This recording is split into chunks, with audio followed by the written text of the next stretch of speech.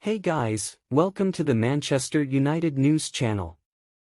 Subscribe to the channel to not miss any news, leave your like, and share, you are very important for the growth of the channel. Let's go to the video. Mason Greenwood and what will really decide if he plays for Manchester United again.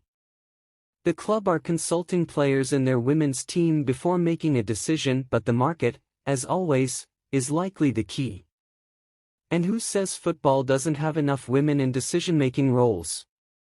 There was a bitter irony in the news this week that Manchester United are consulting their women's team over whether to let Mason Greenwood play for the club again. United had hoped to make a decision before the start of the Premier League season, but the process has apparently been delayed because 3 of United's players are playing for England at the World Cup in Australia, and presumably have more pressing matters to deal with. Quite apart from the fact that delegating the responsibility to the players places them squarely in the crosshairs of horrific abuse from Greenwood's many depraved internet fanboys, you had to gape at the sheer chutzpah at work here. It is now 6 months since the Crown Prosecution Service discontinued its case against Greenwood for attempted rape, controlling and coercive behavior and assault. Time enough, you might think, for the elite Carrington hive mind to consult the necessary stakeholders, weigh up the risk-reward quanta and enact a decision. And yet here we are, the season already begun, and Ella Toone, Mary Earps and Katie Zeelam are being dragged into this grave moral issue while they're trying to prepare for a World Cup semi-final on the other side of the world. This, presumably, is what is meant by respecting the process. It is now more than 18 months since the harrowing audio emerged of a man, alleged at the time to be Greenwood, abusing a woman and attempting to coerce her into sex. The woman also posted pictures of her bleeding face and bruised body, suggesting that Greenwood had inflicted her injuries. Criminal charges against Greenwood were dropped after key witnesses withdrew their cooperation from the investigation, according to the CPS. But the audio is still available. You can go and listen to it whenever you want, and draw whatever conclusion you want. And if the conclusion is that Greenwood should not be playing football for United, then congratulations, you are exactly one step ahead of where one of the world's biggest clubs currently finds itself. Frequently you will hear this described as a complex issue, which of course it only has to be if you want to complicate it. You could take into account, for example, the fact that Greenwood is an extremely talented footballer, with a nose for goal and a powerful shot off either foot. You could take into account the fact that Erik Ten Hag is reportedly open to having Greenwood back in the squad as competition for the forward line.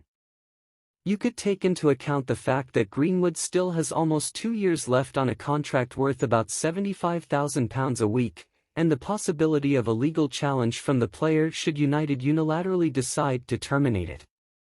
But of course these are the kinds of things that only complicate the issue when a football club has entirely mislaid its ethical bearings. When a corporate organization made up of humans ceases to think humanely, and instead gears its every move towards the future worth of the enterprise. How else to explain the grotesque way in which United have tried to stage manage the Greenwood decision, dragging it out, waiting to see which way the wind blows, every step a kind of algorithmic calculation. Input total remaining worth of contract. Factor in expected goal and assist output and potential value of Champions League qualification. Subtract lost sponsorships and cancelled season tickets. Minus cost of external PR and increased matchday security. Minus potential fallout from women's team. How angry would you say Ella Toone looked? Okay, let's call it a 6. Hit calculate. And the number the machine spits out at the end, that's your moral compass. And this of course is how capitalism has always operated, with coldness and cunning, with ersatz emotions and the kind of temperate language designed to convince you it cares. There is no right and wrong, only graph going up and graph going down. While it's tempting to single out United for their conduct here, it's worth asking, do you honestly believe your football club would act any differently in the same position? Most of you will be aware of at least one other Premier League club currently harboring an accused rapist, continuing to pay and play him, continuing to act as though nothing has happened, which in terms of the bottom line it probably hasn't. Nor are big clubs uniquely culpable here, somehow, against all the available evidence that it would be a terrible and gross idea. Lower league clubs in England and Scotland still seem to keep offering David Goodwillie a trial despite a civil court ruling he had raped a woman in 2011. He never faced a charge and insists he is innocent. You will not decide whether Greenwood gets to play for United again. Nor will the victims of domestic abuse or sexual violence, the numerous courageous female United fans who have pledged to keep fighting and protesting until Greenwood is out of the club. Nor will the United women's team, really, for all their handy PR value. It will, as ever, be a decision for the market alone. The market is reasonable and good.